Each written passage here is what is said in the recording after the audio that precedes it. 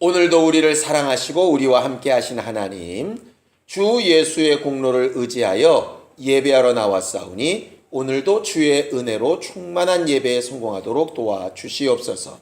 말씀을 전하는 자도 오직 주의 은혜의 말씀을 전하게 하시고, 받는 자들은 오직 믿음으로 화합하는 사람들이 되게 하여 주셔서 우리에게 약속하신 안식과 평안과 위로가 충만케 되도록 인도하시고 역사하여 주시옵소서. 믿음으로 헌금한 손길들 위에 복을 더하여 주시고 저들로 물질로 인하여 근심치 않게 하여 주시옵시며, 주와 함께하는 담대함으로 늘 승리하고 또 승리하는 믿음의 사람들이 되게 하여 주시옵소서. 예수님의 이름으로 기도하였습니다. 아멘. 하나님의 말씀은 마태복음 12장 1절에서 8절까지 말씀을 함께 같이 합독하겠습니다. 마태복음 12장 1절부터 8절까지 말씀을 함께 같이 합독하겠습니다. 함께 읽습니다. 시작. 그때에 예수께서 안식일에 밀밭 사이로 가실새 제자들이 시장하여 이삭을 잘라 먹으니 바리새인들이 보고 예수께 고하되, 보시오, 당신의 제자들이 안식일에 하지 못할 일을 하나이다. 예수께서 가라사대, 다윗이 자기와 그 함께한 자들이 시장할 때에 한 일을 읽지 못하였느냐? 그가 하나님의 전에 들어가서 제사장 외에는 자기나 그 함께한 자들이 먹지 못하는 진설병을 먹지 아니하였느냐? 또 안식일에 제사장들이 성전 안에서 안식을 범하여도 죄가 없음을 너희가 율법에서 읽지 못하였느냐? 내가 너희에게 이르노니 성전보다 더 큰 이가 여기 있느니라. 나는 자비를 원하고 제사를 원치 아니하노라 하신 뜻을 너희가 알았다면 무죄한 자를 죄로 정치 아니하였으리라. 인자는 안식일의 주인이니라 하시니라. 아멘. 우리가 하는 생활을 신앙생활이라고 부릅니다. 신앙생활의 맨 마지막 목표가 뭘까요? 우리가 신앙생활하는, 이 믿음 생활하는 그 마지막 결론, 그 결과, 그 목표가 과연 뭡니까? 그렇죠. 우리는 하나님 앞에 분명히 가지고 있는 소망이 하나 있는데, 베드로전서 1장 9절에 말하는 것처럼 믿음의 결국은 뭐냐? 영혼의 구원을 얻는 것이다. 영혼의 구원을 얻는 것. 물론 이 땅에서 평안하고 잘 살고 하는 것도 부수적으로 있죠. 그러나 우리 믿음의 가장 궁극적인 목적은 영혼의 구원을 얻는 것입니다. 그 영혼의 구원을 얻기 위해서 믿음이라 하는 것이 필요하게 되는 것이죠. 성경은 또 로마서에 이렇게 얘기하죠. 그럼 그 믿음을 가지려면 어떻게 해야 되느냐? 믿음은 어디서 나며? 들음에서 나고. 들음은 뭐로 말미암는다? 그리스도 예수의 말씀으로 말미암는다. 그래서 그리스도 예수의 그 말씀을 다른 말로 복음이라고 이야기하죠. 그래서 우리는 믿음을 갖기 위해서 복음을 듣기를 사모하는 것이고, 복음을 듣고 믿음을 가진 사람은 반드시 영혼의 구원을 이렇게 사모하게 되는 것입니다. 근데 막연하게 영혼의 구원 하면 그럼 영혼의 구원이 과연 뭘까? 이렇게 생각이 되는데, 아까 답변한 것처럼 영혼의 구원의 다른 말이 뭐냐 하면 바로 안식이라고 하는 것입니다. 안식, 그러면 또 잘 이해가 안 되니까 우리나라 말로 쉽게 하면 쉼이라고 하는 것이죠. 결국 우리는 영원하고 평안한 쉼을 위해서 신앙생활 하는 사람이고, 그 쉼을 위해서 믿음도 필요하고, 그 믿음을 위해서 복음도 들어야 되는 사람들입니다. 이 모든 말씀을 한마디로 정리한 성경이 있습니다. 자, 히브리서 4장 2절에서 3절 함께 같이 읽겠습니다. 히브리서 4장 2절에서 3절입니다. 함께 읽습니다. 시작. 저희와 같이 우리도 복음 전함을 받은 자이나 그러나 그 들은 바 말씀이 저희에게 유익되지 못한 것은 듣는 자가 믿음을 화합지 아니함이니라. 이미 믿는 우리들은 저 안식에 들어가는도다. 그 말씀하신 바와 같으니 내가 노하여 맹세한 바와 같이 저희가 내 안식에 들어오지 못하리라 하셨다 하였으나 세상을 창조할 때부터 이 일이 이루었느니라. 이렇게 되어 있죠. 무슨 얘기냐면 하나님은 태초에 창조를 하실 때부터 뭐를 염두에 두고 창조하기를 시작하셨냐면 안식, 쉼을 염두에 두고 만드시기 시작하셨다. 그래서 6째 날 동안 열심히 창조를 하시다 보니까 지쳐서 쉬신 게 아니고 처음부터 창조를 안식을 가르치기 위해서 창조를 하기 시작하셨다. 이렇게 이제 설명을 하고 있는 게 히브리서 말씀입니다. 그런데 그렇게 안식에까지 가기 위해서 6일 동안 창조를 했는데 왜 안식에 못 들어가느냐? 믿음으로 화합하지 않아서. 그 화합이라고 하는 말이 무슨 뜻이냐면요, 마음을 같이 하다 이런 말이에요. 그러니까 안식을 똑같이 꿈꾸면서 살았으면 안식에 이르렀을 텐데 생각이 딴 데 가 있다는 거죠. 예를 들어서 똑같은 열차를 타는데 한 사람은 대구에 갈 생각을 하고 한 사람은 부산 갈 생각을 하면 끝이 이르는 것이 달라지지 않겠어요. 기차에 똑같이 탄 게 중요한 게 아니라 어디까지 가겠다고 마음이 같은 게 중요한 건데, 그러면 기차 안 타고 어떤 사람은 비행기로 가든 어떤 사람은 차로 가든 결국 도착지가 같을 텐데 도착지에 대한 마음이 하나가 안 되다 보니까 결국은 같은 기차를 타고 가도 엉뚱한 데서 내리는 일들이 이제 발생한다 하는 것이죠. 결국 하나님께서 우리에게 주고자 하는 것은 복음을 통해서 믿음으로 마음을 합치는데 뭐에 합치기를 원하느냐? 맨 마지막 끝이 하나님이 주시는 안식으로 마무리되기를 원하는 거예요. 그래서 창세기에도 보면 하나님께서 안식일에 복 주셨다 이런 말이 있고 그 안식일에 거하셨다라고 하는 말씀이 있어요. 그 안식이라고 하는 말이 결국 하나님이 주시기 원하시는 복이고 또 하나님이 함께 거하시는 곳이라고 이렇게 말하는 거죠. 그럼 반대도 있겠죠. 복음을 듣고도 무시했던가, 듣기는 들었는데 마음을 합하지 않았던가 하는 사람들에 대한 결과가 있지 않겠습니까? 그 결과도 기록되어져 있습니다. 자, 요한계시록 14장 11절에서 함께 보겠습니다. 요한계시록 14장 11절입니다. 함께 읽습니다. 요한계시록 14장 11절 시작. 그 고난의 연기가 세세토록 올라가리로다. 짐승과 그의 우상에게 경배하고 그 이름의 표를 받는 자는 누구든지 밤낮 쉼을 얻지 못하리라 하더라 그랬어요. 그러니까는 결국 하나님의 마지막 심판으로 우리가 흔히 말하는 하나님의 나라, 천국은 어떤 의미냐? 쉼이 있는 곳. 그럼 우리가 흔히 얘기하는 지옥, 마귀가 들어가는 그 자리는 어디냐? 밤낮 쉼이 없는 곳, 이런 말입니다. 쉼이 있고 없고가 얼마나 중요할까? 간혹 느낍니다. 몸은 피곤해서 자려고 누웠는데요, 고민이 심각하면 몸은 비몽사몽 자는 것 같은데 머리는 이게 계속 돌아가는 경우, 혹시 여러분들 그런 거 느껴보셨나요? 내일 일도 해야 되고 저 일도 해야 되고 막 생각이 복잡하면요, 몸은 피곤해 죽겠는데도 이게 안 쉬어집니다. 괴로워요. 너무너무 힘들어. 잠도 안 오고 막 괴롭죠. 결과적으로 이 쉼이라고 하는 것은 사람들이 다시 살아갈 힘이 있게 하고 또 다시 소망을 가지게 하고 그것으로 인해서 아주 행복함을 느끼게 하는 것이 결국 쉼이거든요.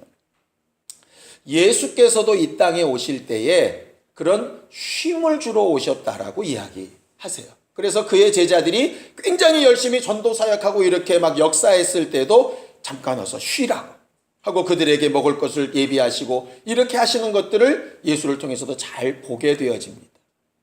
그럼 이제 궁금증이 하나 생깁니다.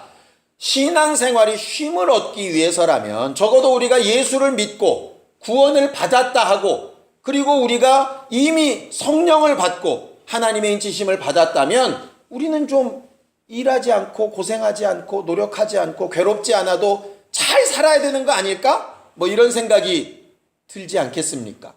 근데 가만히 보면 믿는 사람이나 믿지 않는 사람이나 돈 벌려고 고생하는 건 똑같고, 주를 의지하는 사람이나 그렇지 아니한 사람이나 시험에 통과하려고 공부하느라고 머리 싸매는 건 똑같고, 믿는 사람이나 믿지 않는 사람이나 사람들과의 관계에서 어그러지면 그것 때문에 괴로워하고 힘들어하고 하는 건 또 다 똑같고, 도대체 신앙생활에서 뭐가 더 좋다는 얘기지? 이런 말을 할 수 있을 거예요.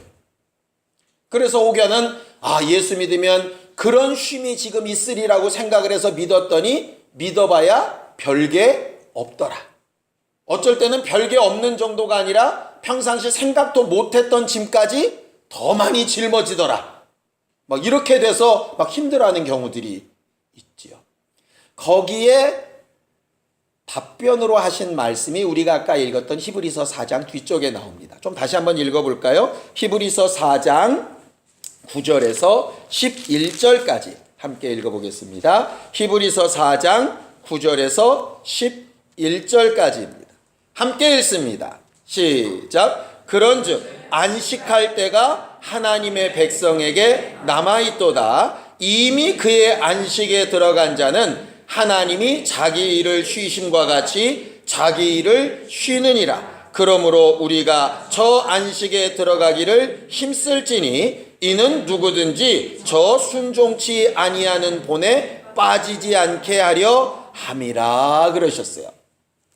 무슨 얘기냐 하면 하나님이 우리에게 약속하신 안식은 아직 때가 남아 있다.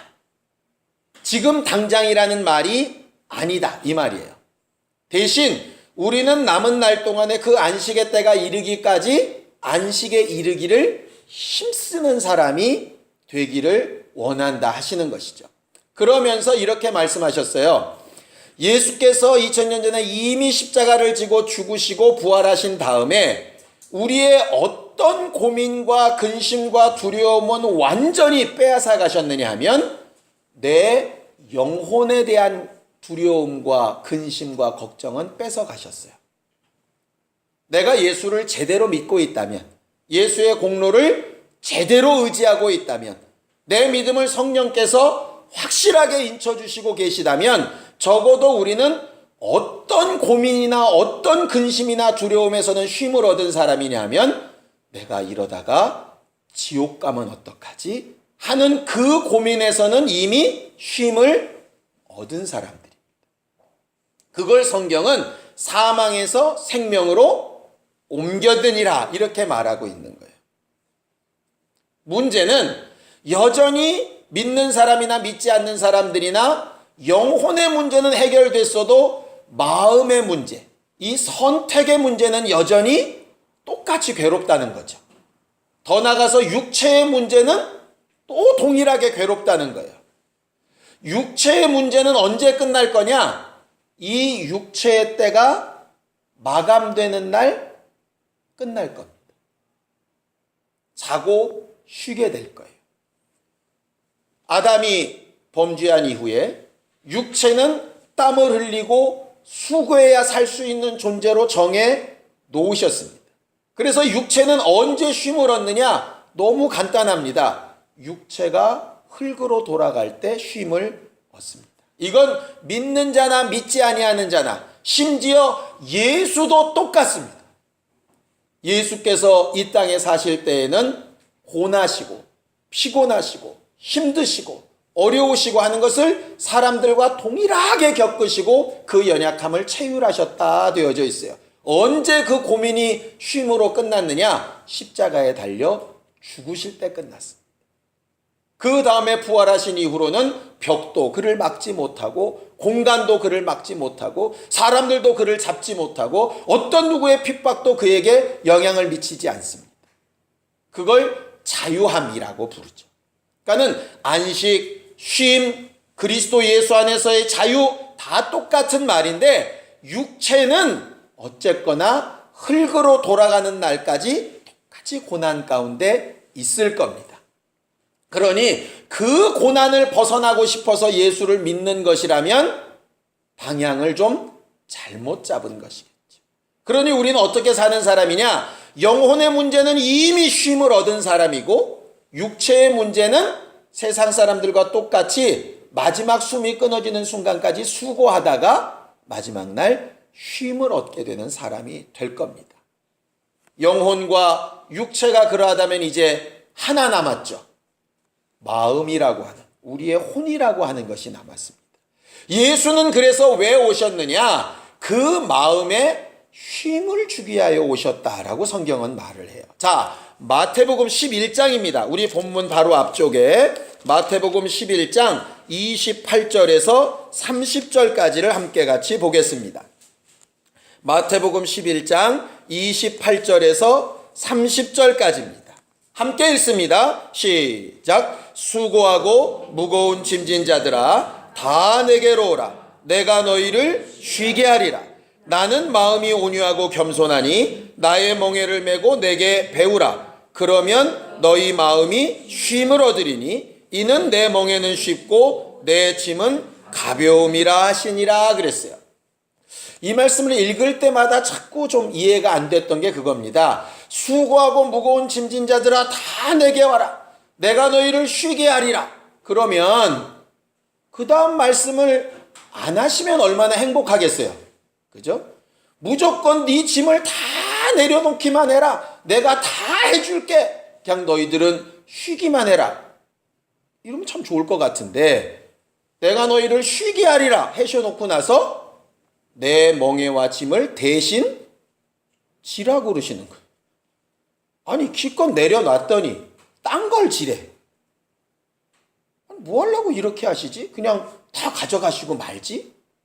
그런데 다 가져가셔도 육체로 고난하는 동안에, 육체로 생각하는 동안에 우리는 또 여전히 세상 임금의 소리가 들리고 세상 사는 방법이 또 들어오고 내가 내려놔도 또다시 시작한다 이 말이에요. 마치 학교를 졸업하면 끝나는 게 아니라 또 다른 게 시작하듯이, 학교에 진학하면 끝나는 게 아니라 또 다른 삶이 시작되듯이 자꾸 내려놔도 뭔가 다른 것들이 자꾸 올라오는 거예요. 그런데 여전히 내려놓은 그 죄의 짐이나 고난의 짐이나 다시 짊어지는 고난이나 죄의 짐이 같다 보니까 무거운 거 내려놓고 또 무거운 거 짊어지고 하는 양상이 계속 반복되더라 이 말이에요. 그러지 말고 너희들이 다시 짊어져야 되고 다시 해결해야 되는 그 문제보다는 쉽고 가벼운 것이니 내 것을 쥐고 고민하지 말아라 이 말이에요. 거기 마음의 쉼을 얻으리라 하는 그 말은 뭐냐면요, 이게 나을까 저게 나을까 고민하지 말라는 얘기예요. 우리가 제일 고민하는 게 결국 선택의 문제 아닙니까? 이게 쌀까 저게 쌀까, 똑같은 값이면 이게 더 나을까 저게 더 나을까, 아니면 똑같은 상황이 이게 더 쉬울까 이게 좀 더 어려울까. 군대를 생각을 해도 어떤 부대에 가는 게 훨씬 나한테 좀 편할까, 좀 더 나을까, 뭐 이런 거. 결국 그런 모든 선택이 판단의 문제인데, 판단을 쉽게 하려면 제일 좋은 방법은 다 알면 판단이 너무 쉽죠. 근데 왜 판단이 잘 안 되냐면 잘 모르니까. 그러니까 어떤 물건 하나를 사고 싶은데 선뜻 안 사지는 이유가 뭡니까? 이것보다 더 좋고 싼 것은 없다가 확실하면 딱 살 텐데 이걸 괜히 샀다가 옆 가게 갔더니 이게 500원 더 싸면 어떡하지? 이러면 이제 고민이 되잖아요, 마음이.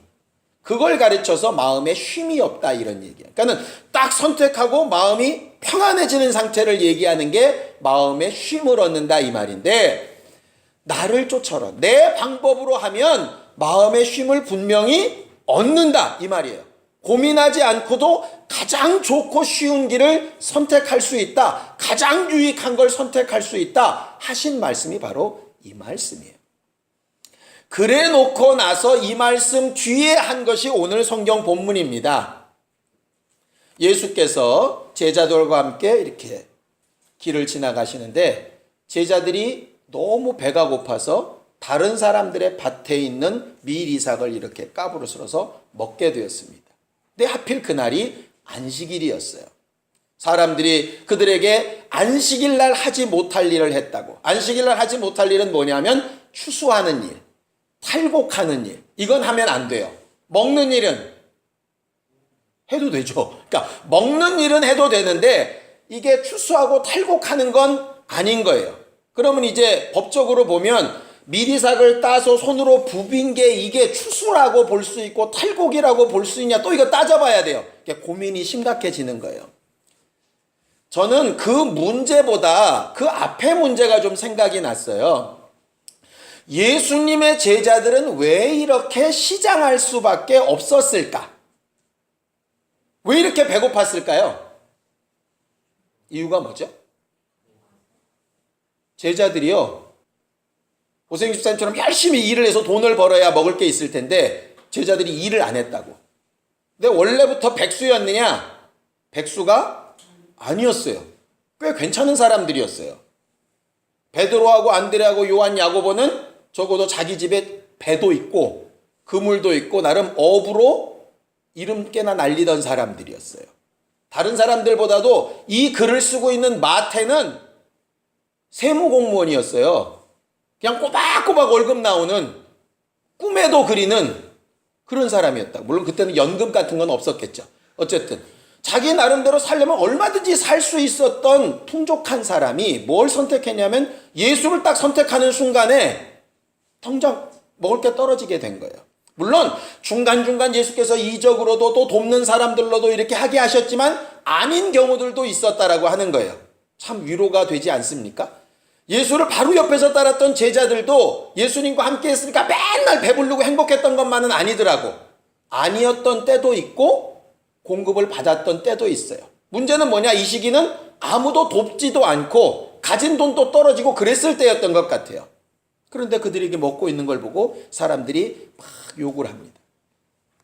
그때 예수께서 율법을 그렇게 강조하고 하나님 앞에 예배하는 걸 강조하고 11조를 강조하는 바리새인들에게 뭐라고 얘기를 하시느냐. 7절 보겠습니다. 7절 함께 읽습니다. 7절 시작. 나는 자비를 원하고 제사를 원치 아니하노라 하신 뜻을 너희가 알았다면 무죄한 자를 죄로 정치 아니하였으리라.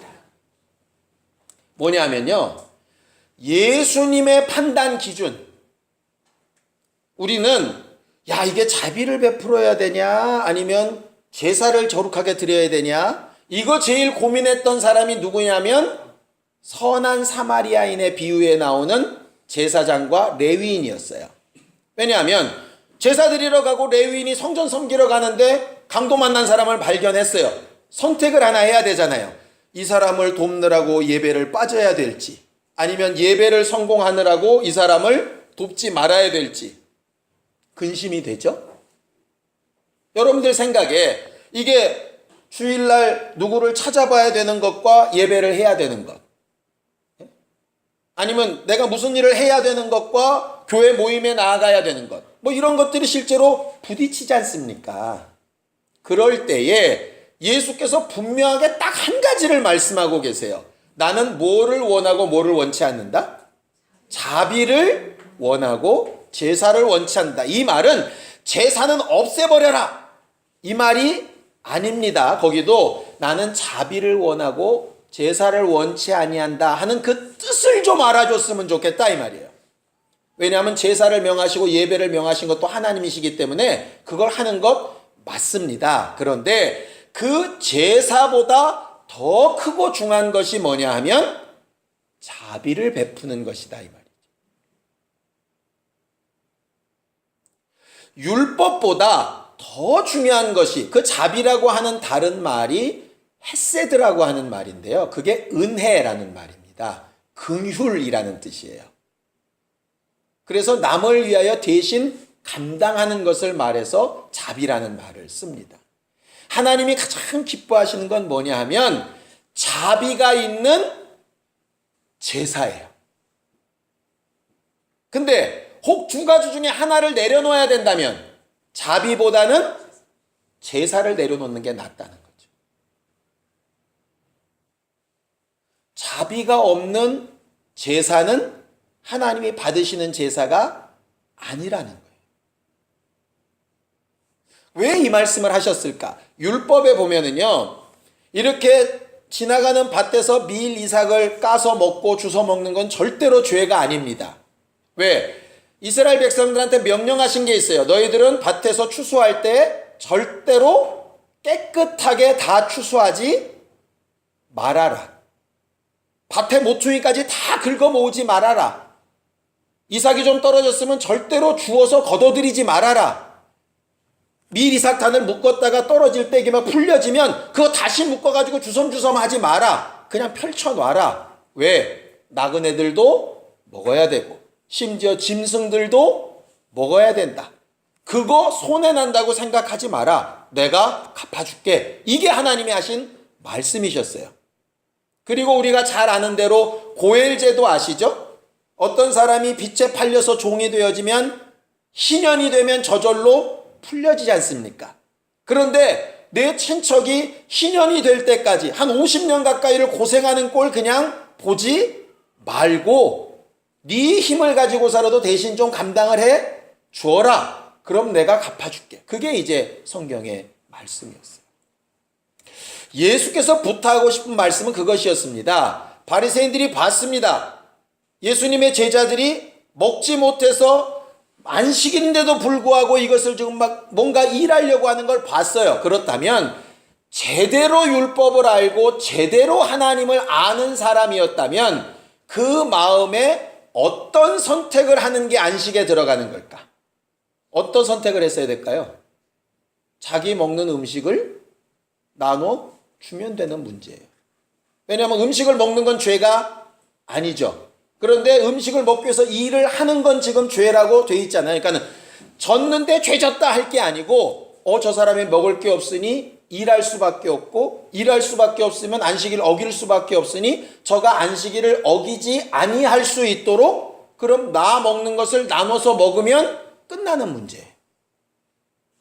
우리가 흔히 믿음이 좀 연약한 분들이나 이런 분들이 주일날 직장을 나가거나 아니면 일을 하러 가거나 장사하러 가는 경우 있습니다. 어쩔 때는 좀 그것을 냉정하게 보는 분들은 어떻게 믿음도 없이 주일날 저렇게 하냐고 이렇게 하는 사람들도 있을 수 있어요. 근데 진짜 교회가 해야 될 일이라면 손가락질이 아니라 왜 그렇게 일할 수밖에 없는지, 그러면 그 주일날 일을 안 하고서라도 할 수 있는 방법은 없는지, 예를 들어서 주일날 해야 될 일을 토요일날 교인 몇 명이 가지고 막 도와줘가지고 할 일을 다 해놓고 주일날 쉬게 해주든가 뭐 또 방법들이 있지 않겠어요? 그런 방법은 전혀 생각하지 않고 옳다 그르다만 하고 앉았으면 뭐만 있느냐? 이 마음의 쉼은 없는 거라는 거예요. 왜? 계속 남들 뭐 잘못했네 뭐 잘못했네 요거만 하고 있으니까. 예수께서 하셨던 방법은 이겁니다. 나는 섬기러 왔다 이야기하셔서 내가 매야 되는 그 가벼운 멍에와 짐이라고 하는 게 뭐냐 하면 남들이 어떻게 하냐, 남들은 왜 저렇게 하냐, 이걸 가지고 지금 비난하고 그 짐을 계속 하면서 비난하면서 기분 나쁘고 그 사람 보면서 화나고 그 사람이 또 반발하니까 또 열받고 이런 계속 마음으로 쉼이 없이 가지 말고 차라리 네가 해줄 수 있는 걸 해줘버리고 떨고 마음의 쉼을 얻으라는 거예요. 그냥 육체는 여전히 고생해야 되고 영혼은 이미 끝났으니까 네 마음을 계속 하나님의 말씀 앞으로 옮겨놔서 네가 할 수 있는 부분들을 빨리 해줘버리고 자비를 베풀고 은혜를 나누고 그 다음에 네 마음은 쉼을 얻으라는 거예요. 그러면서 예로 드신 게 두 가지죠. 다윗이 먹을 것이 없을 때 들어가서 진설병을 먹은 사실, 그것은 율법상 분명히 어긋나는 일입니다. 그런데 제사장은 왜 다윗과 하나님의 사람들을 줬을까? 막 준 건 아닙니다. 스스로 몸을 정결케 하고 율법을 어긴 일에 대해서 분명히 없는 것을 고백하고 하나님 앞에 회개하는 관계를 거친 다음에 먹을 것을 주고 나누었어요. 왜냐하면 일단 먹여 살리는 것이 더 중요하니까. 물론 그 결과로 사울을 통해서 그들이 다 죽임을 당하였긴 했지만 하나님께서는 그들을 옳다라고 이야기하신다. 아마 율법주의자들이 봤으면 그 제사장들의 죽은 것에 대하여 뭐라고 얘기했을까요? 확실히 율법을 어기더니 저주받아 죽어버렸구나. 이렇게 끝났을 거예요. 근데 예수의 말씀은 그들의 죽음은 저주받아 죽은 죽음이 아니라 육체의 수고를 마친 쉼이었고 마음과 생각도 옳은 것을 선택한 쉼이었다, 이렇게 얘기하는 거죠. 지금 우리나라가 굉장히 복잡하고 시끄럽습니다.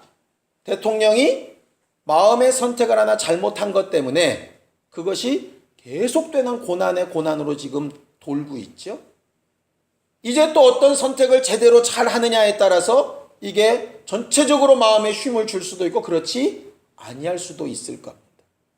결국 성경에 후회와 낙심과 낭망이 없어야 된다는 이유는 뭐냐면요, 육체는 수고하고 죽을 때 안식에 들어가겠지만 영혼은 이미 내 죄의 문제를 하나님 앞에 맡겨서 이미 자유한 사람이 되었지만 살아있는 동안에 내 마음의 선택을 하나님 앞에 어떻게 움직여서 네 마음의 쉼을 얻을 것인가 하는 것을 하나님 앞에 잘 논의하고 응답을 얻고 선택하라고 우리에게 부탁하고 계신 거예요. 그러면서 제사보다 더 큰 것이 자비인 것처럼 성전보다 더 큰 이가 예수이시다. 안식일에 그 주인 되신 크신 이가 예수님이시니 그 예수 앞에 나와 예배하는 너희는 은혜를 체험해야 마땅하고 자유를 체험하고 돌아가서 과거의 죄는 회개로 다 내려놓고 앞으로 있을 일주일은 하나님 앞에 제대로 된 선택을 하며 살기로 결심하고 소망 가지고 나가야 신앙생활 아니겠느냐라고 성령으로 감동하고 감동하시는 것이라. 그런데 주일 성수는 굉장히 잘했는데 은혜 받은 기쁨이 없다면, 예배는 순서대로 따박따박 찬송가 음정도 안 틀려가면서 열심히 했는데 내 마음에 쉼이나 자유함이 없다면, 다른 사람을 자유하게 하고 쉬게 해주고 평안케 하는 일이 없다면 그건 예수께서 보시는 안식의 개념과는 전혀 상관이 없는 사람 아니겠습니까? 놀고 먹읍시다라는 얘기가 아닙니다. 육체의 수고는 그저 할지라도 그 모든 선택에 마음에 후회함과 두려움과 답답함과 근심이 없게 하나님 앞에서 내려놓을 것을 내려놓고 짊어지고 감당할 것을 감당할 줄 아는 것을 연습하고 안식에 이르기를 힘쓰는 것이 신앙생활이에요. 그것을 제대로 알지 못하다 보니까 똑같이 육체의 수고나 벗으려고 하는 것에 몸부림치다 보니까 기복신앙으로 가게 되는 것이고, 영혼의 문제 끝난 것으로만 알고 하나님이 자유해 그러면서 막 살다 보니까 세상 사람과 전혀 구별이 없는 방종한 사람이 되는 것이라. 우리는 육체로 사는 수고는 세상 사람과 혹 똑같이 한다 할지라도 마음과 생각에 하나님이 주신 안식, 하나님이 주신 평안, 하나님이 주신 은혜로 새 힘을 날마다 얻고 좋은 선택을 해나가는 사람들이 되어야 정상입니다. 그것을 잘 알지 못하니까 좋은 선택을 마음의 쉼을 얻으며 할 수 있도록 하시기 위해서 성령이 오셔서 모든 것을 생각나게 하시고 깨닫게 하시고 가르치시는 것이라고 말하는 거죠. 우리는 이번 한 주간 동안도 또 여러 가지 선택과 결정들을 하게 될 겁니다. 내 마음대로 생각하고 결정하고 그 결과가 어찌 될지 몰라 또 가슴 떨려하며 두근거리며 괴로워하는 삶을 살 것인지, 아니면 예수께서 마치 모든 것을 하나님 앞에 내려놓고 기도하고 응답하고 인도받아 사는 것으로 담대하게 소망 있게 낙심하지 아니하고 역사하여 나가시는 삶을 사셨던 것처럼 살 것인지, 우리는 또 선택하는 순간에 이르게 된 것이에요. 감사한 것은 지금도 주의 자비는 우리 안에 충만하고 우리를 지금도 살리시기 원하시고 함께 하시기 원하시고 도우려고 하시는 분이 바로 하나님이시라는 분명한 사실입니다. 우리 영혼을 영원한 안식으로 약속하시니까 마음과 생각도 나중에 육체와 삶과 환경과 형편도 그렇게 인도하여 주시기를 예수님의 이름으로 축원합니다.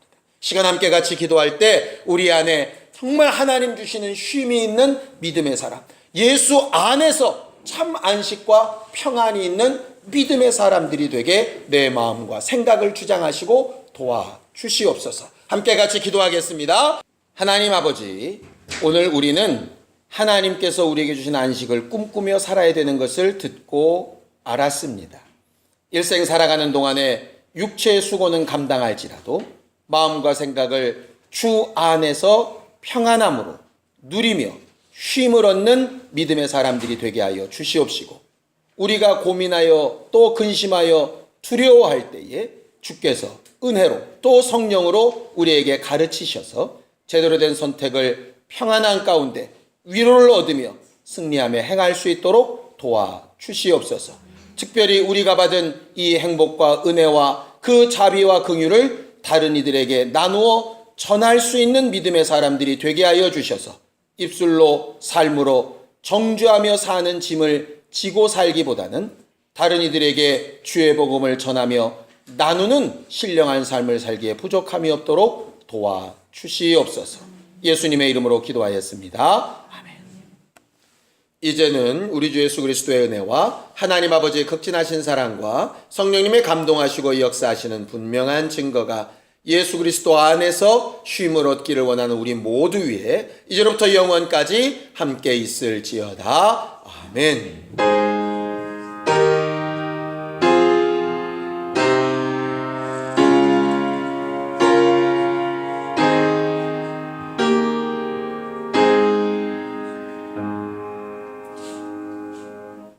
우리 예배 받으신 하나님 앞에 감사한 박수 끝내겠습니다. 수고하셨습니다. 감사합니다.